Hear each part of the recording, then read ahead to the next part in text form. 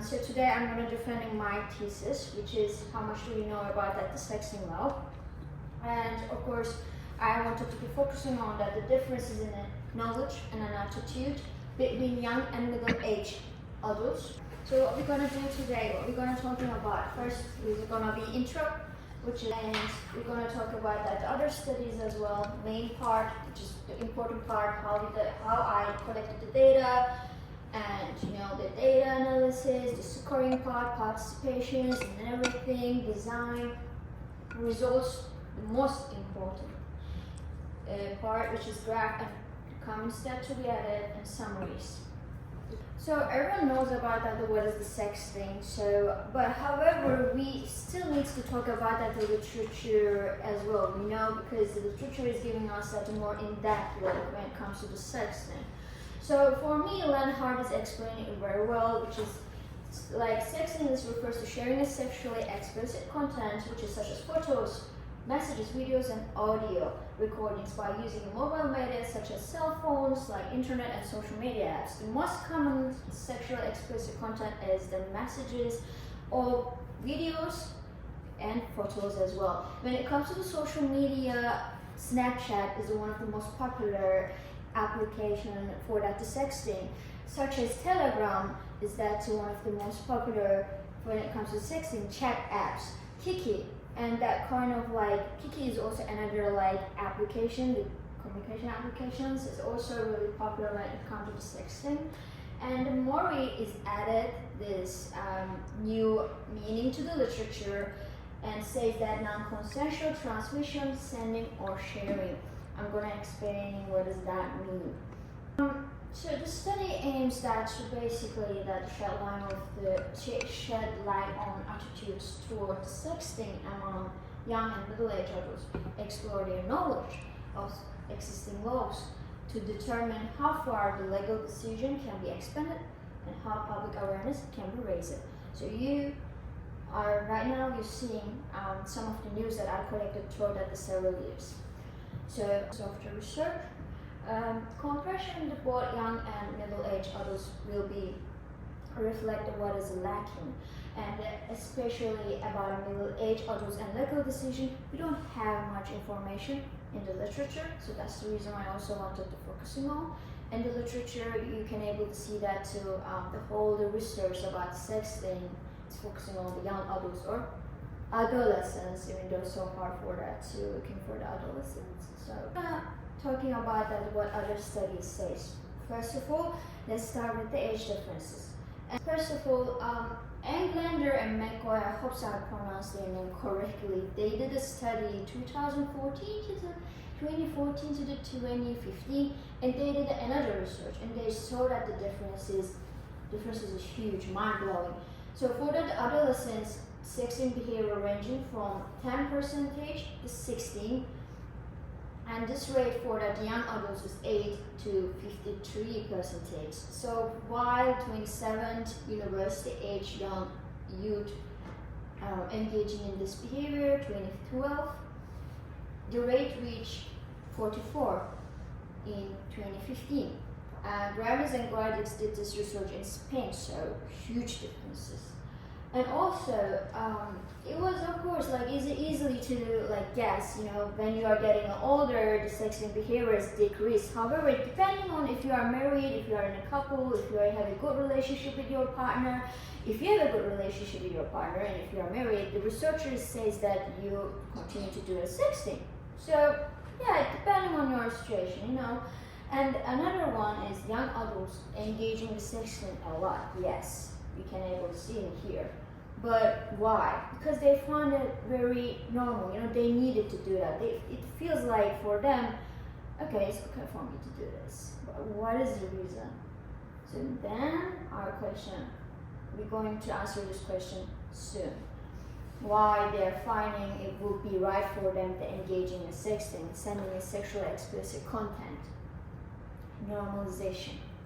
Obstacles such as religious reason, parents, and personal preferences. When it comes to the religious reasons, for instance, is list, or maybe Africa, or maybe Southeast Asia, and some other countries. The religious is really strict. Okay, for you to be getting any sexual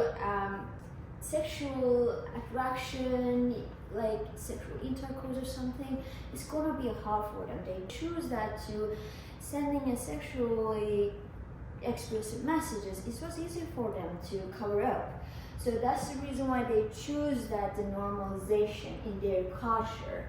Or mostly peer relationships, and the person has the idea he or she will receive positive feedback on this issue.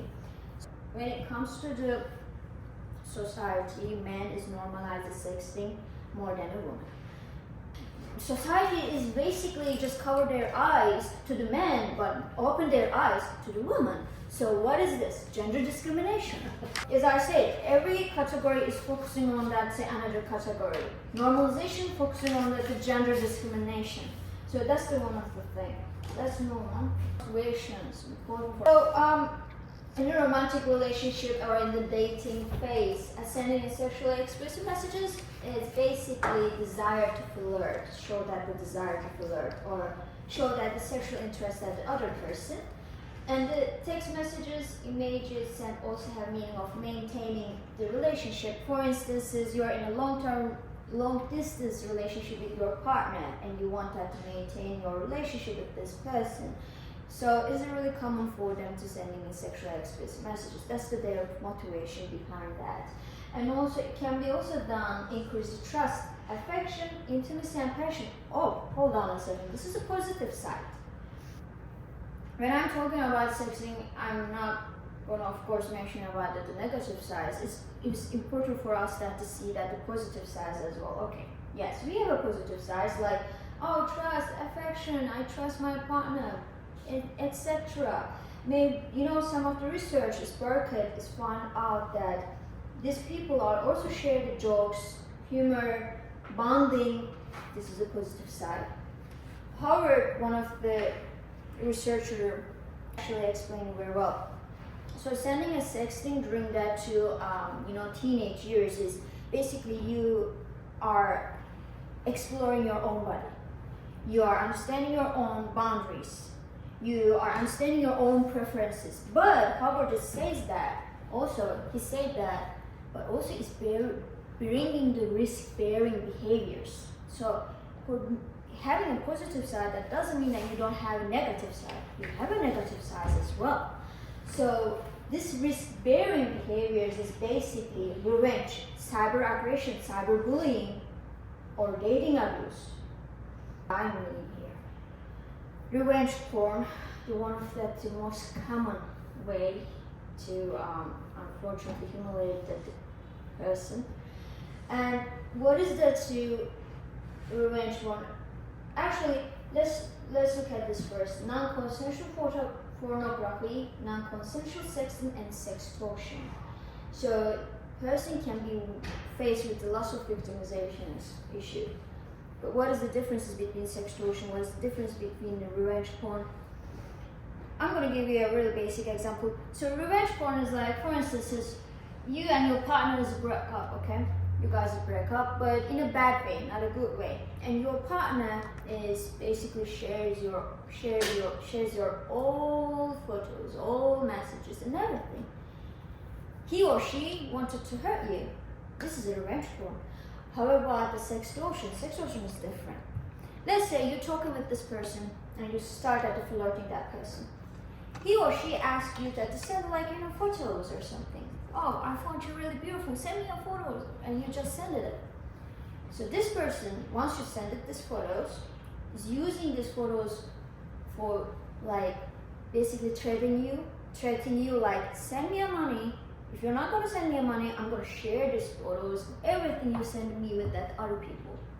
I'm gonna tell your friends, and tell your families, everyone.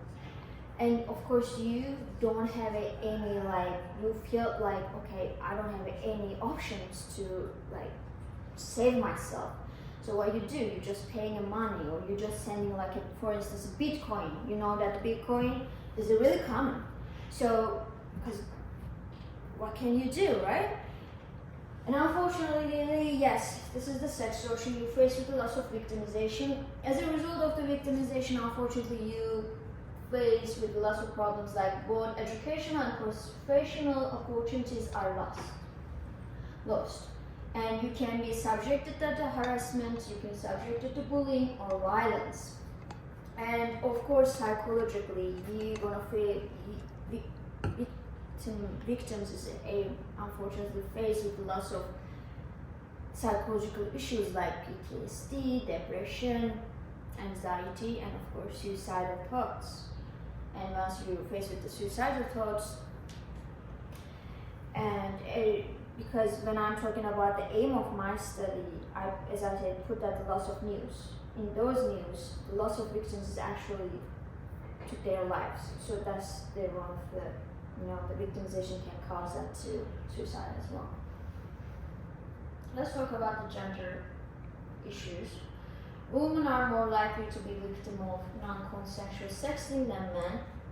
And men, we said that before, but I'm gonna add something different. And men think they gain prestige and value in society by having an image of girls. But why women basically face with lots of issues when it comes to here? Because they feel pressure. Because they feel pressure, they just also feel obligated.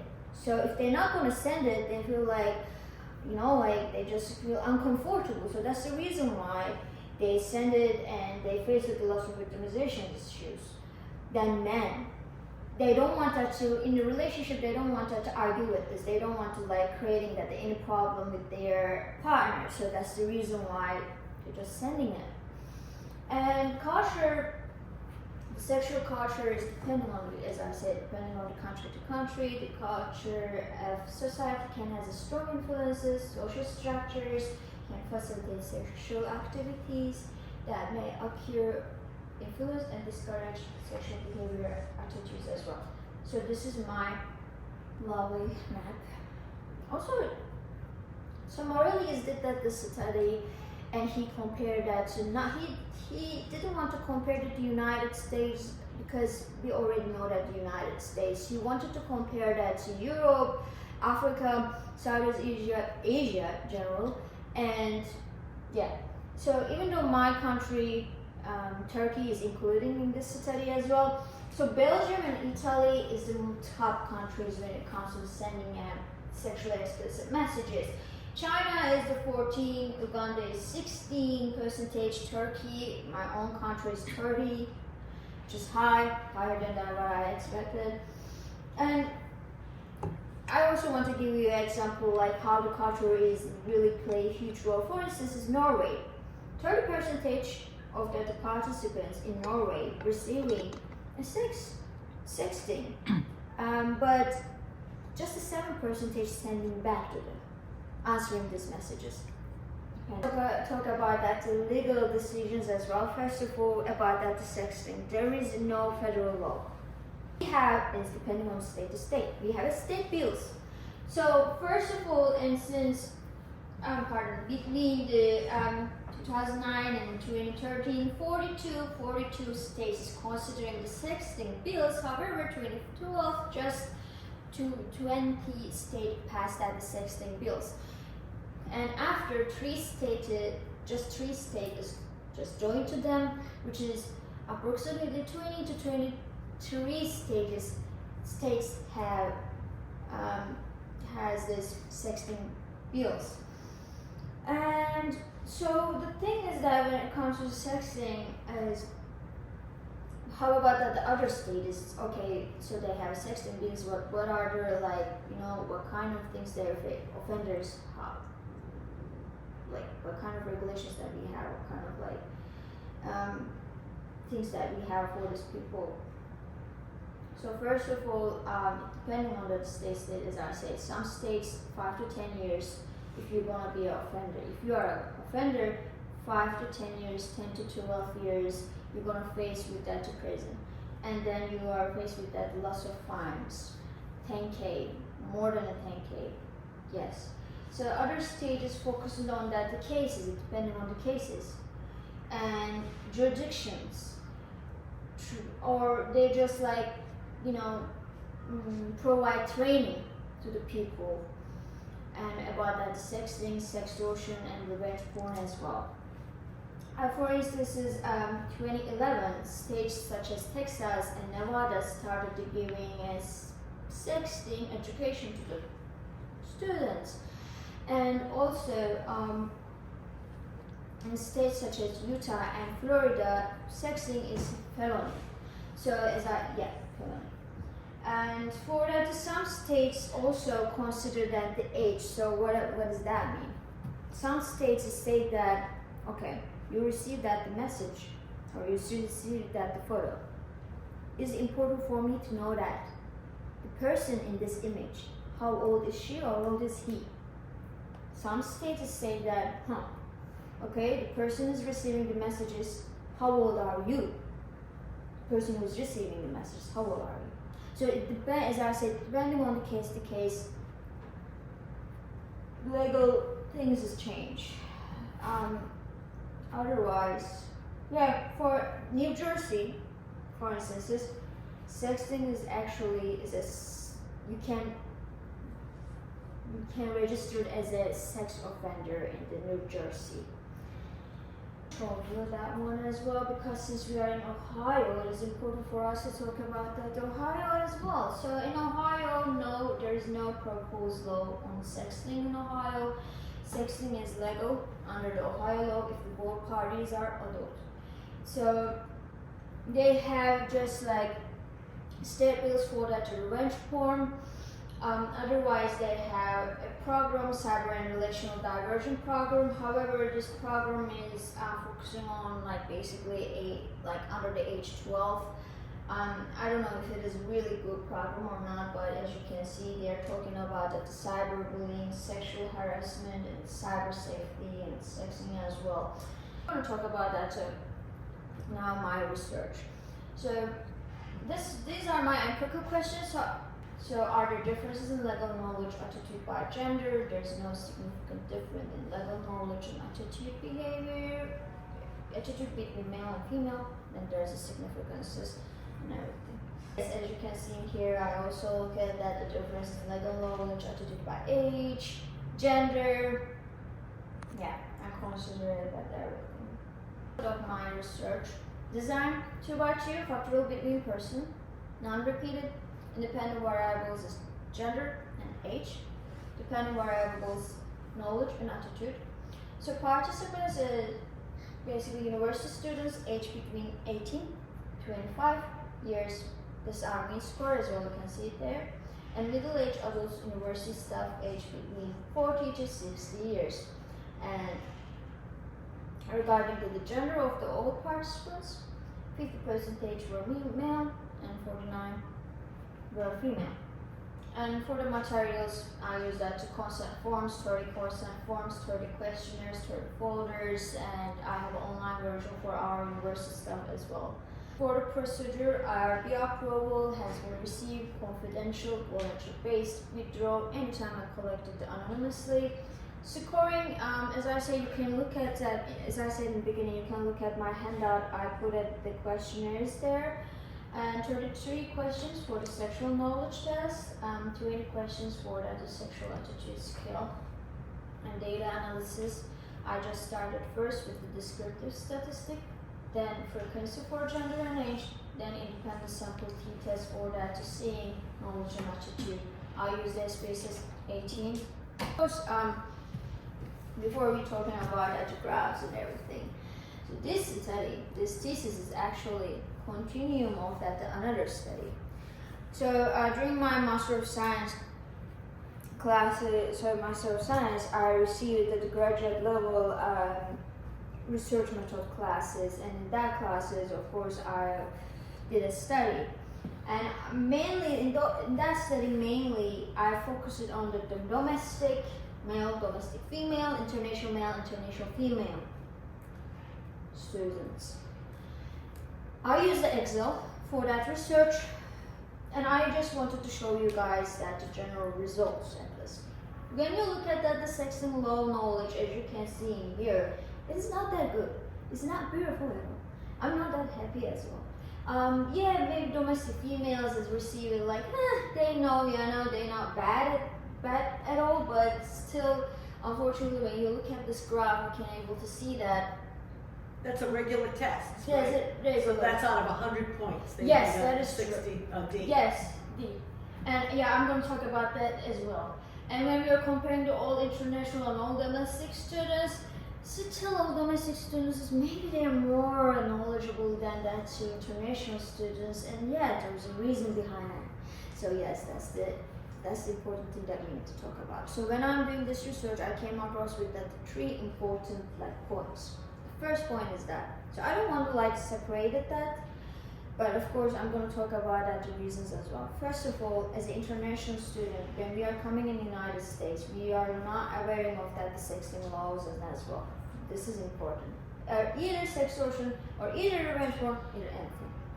So we are receiving a workshop, kind of like a workshop educational program before we came in here, and in that program, and yes, we are going to be able to learn okay, in the United States, this is the alcohol law, this is the substance use law, this is that, this is, okay, you need to be a bystander, yes. We're receiving that courses, but we are not receiving the courses in that way.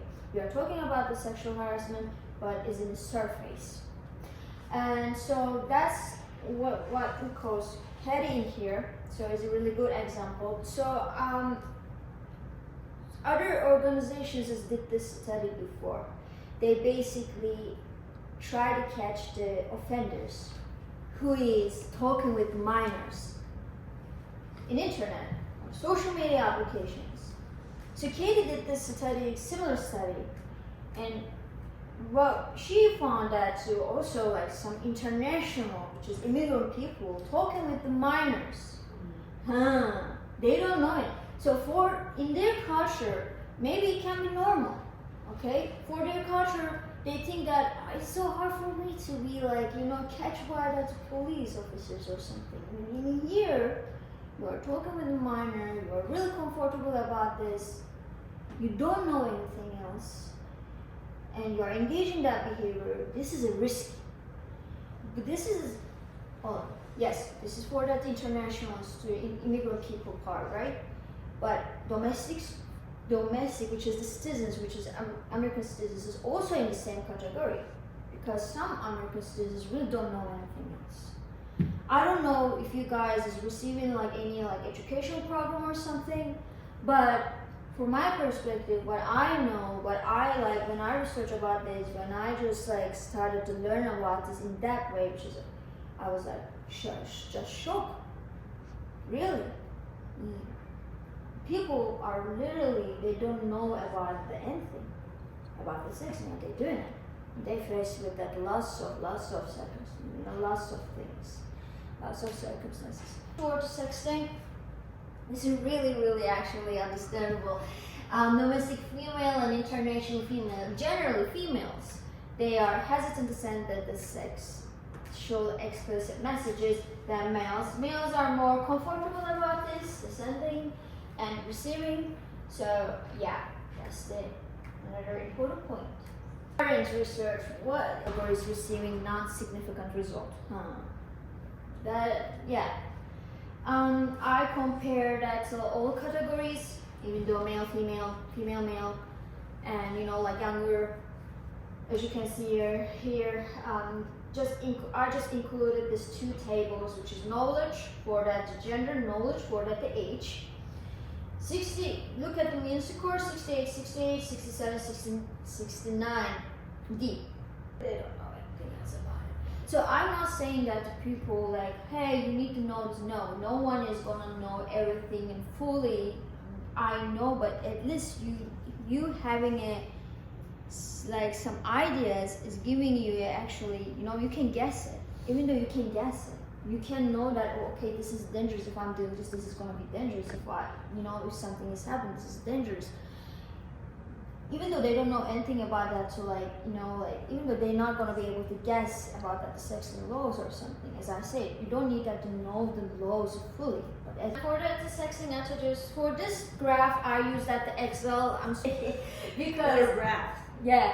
So for this graph, because I just wanted to show that in depth way, and all male, youngers, domestic, international students is more, as I say, they're positive when it comes to the like sexting, receiving and sending.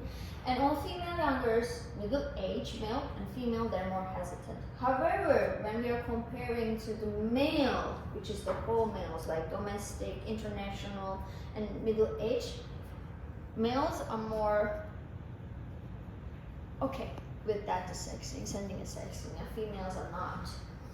And as you can see here, the middle age and youngers as well, middle age, and you can see my degree of freedom and P values and everything. Middle age, unfortunately, they are, yes, they are more hesitant to sending and receiving a sexting as well. So I also included the middle age and younger males as well. Unfortunately, my females has given me that non-significant result, so that's the reason why I just add that to males. 83 to 69, so still the middle age males is comparing to the youngers are more hesitant, and you already know that to male and female differences. This scores that the younger individuals as well.